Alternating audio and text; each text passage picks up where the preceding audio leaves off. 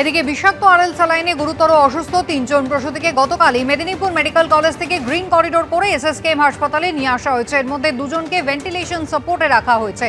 চিকিৎসার জন্য গঠন করা হয়েছে ক্রিটিক্যাল কেয়ার বিশেষজ্ঞদের নেতৃত্বে 5 সদস্যের একটি মেডিকেল বোর্ড।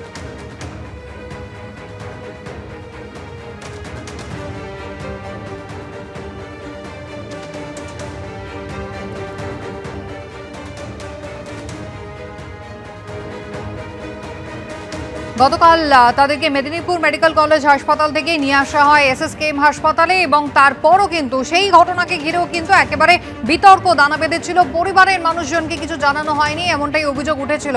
এবার আপনাদের সরাসরি নিয়ে যাব এসএসকেএম হাসপাতাল চত্বরে। আমাদের প্রতিনিধি পার্থপ্রতিম ঘোষ রয়েছেন। পার্থ, আরএল স্যালাইন যাকে ঘিরেই এত বিতর্ক দানা বেঁধেছে, একজনের মৃত্যু, ইতিমধ্যেই দুজন তারা ভেন্টিলেশনে রয়েছেন এসএসকেএম এ, সেখানে এখনো সেই পশ্চিমবঙ্গ ফার্মাসিউটিক্যালসের তৈরি স্যালাইনের বোতল এখানে মজুদ রয়েছে। এগুলো যে ব্যবহার করা হচ্ছে না সে বিষয়ে কোনো নিশ্চয়তা এসএসকেএম হাসপাতাল দিতে পারছে? দেখো, সকাল থেকে সেই ছবি আমরা দেখাই যে এইরকম কিন্তু যে পশ্চিমবঙ্গ ফার্মাসিউটিক্যালসের যে পেটি পেটি স্যালাইন, সেই স্যালাইন রয়েছে। এবং তার পরবর্তীকালে আমরা কি দেখতে পেলাম, আমরা দেখতে পাচ্ছি যে ওয়ার্ডের মধ্যেও সেই স্যালাইন ছিল এবং তারপর যারা রয়েছেন তারা বলছেন যে ওয়ার্ড থেকে সেই স্যালাইন তারা কিন্তু নিয়ে আসছে এবং সেই স্যালাইনগুলো একেবারে এইরকম পেটিতে করে রাখা ছিল এসএসকেএম হাসপাতালে পশ্চিমবঙ্গ ফার্মাসিউটিক্যালসের। এবং সেখানে কিন্তু একেবারে আমরা দেখতে পেলাম যে কিছুক্ষণ আগে এখানে এইগুলো কিন্তু ওয়ার্ড থেকে ফেরত নিয়ে আসার কাজ শুরু হয়েছে এবং এখানে দেখা যাচ্ছে ডোন্ট টাচ ডোন্ট ইউজ বলে এখানে কিন্তু একেবারে পেটির গায়ে সেটা কিন্তু লেখা রয়েছে এবং সেটা হচ্ছে পশ্চিমবঙ্গ ফার্মাসিউটিক্যালসের এই যে আরএল স্যালাইন সেগুলো কিন্তু এখান থেকে ওয়ার্ড থেকে ফেরত নিয়ে আসার কাজ সেটা শুরু হয়েছে। বিভিন্ন ওয়ার্ড থেকে হাসপাতাল কর্তৃপক্ষ যেটা জানাচ্ছেন তারা কিন্তু এটা ব্যবহার করছিলেন না, কিন্তু তারপরে এই যে অর্ডার হয়েছে এবং গোটা বিষয়ের পর তুমি দেখেছো যে মেদিনীপুরের যে ঘটনা, সেই ঘটনার পরে হইচই পড়ে যায় যেটাকে নিয়ে, সেটা হচ্ছে এই পশ্চিমবঙ্গ ফার্মাসিউটিক্যালসের এই যে আরএল স্যালাইন সেইগুলোকে নিয়ে।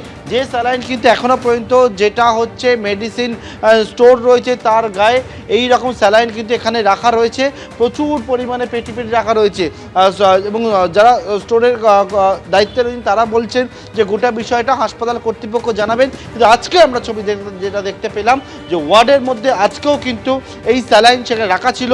সেখান থেকে যারা ওয়ার্ড বয় রয়েছে, যারা কর্মীরা যেখানে কাজ করেন, তারা দেখতে পাচ্ছেন ট্রলি করে করে ওয়ার্ড থেকে বিভিন্ন ওয়ার্ড থেকে স্যালাইনগুলো ফেরত নিয়ে আসছেন এসএসকেএম হাসপাতালে এবং সেখানে লেখা রয়েছে কিছু স্যালাইনের বক্সের মধ্যে যে ডোন্ট টাচ এবং ডোন্ট ইউজ এই শব্দ লেখা রয়েছে।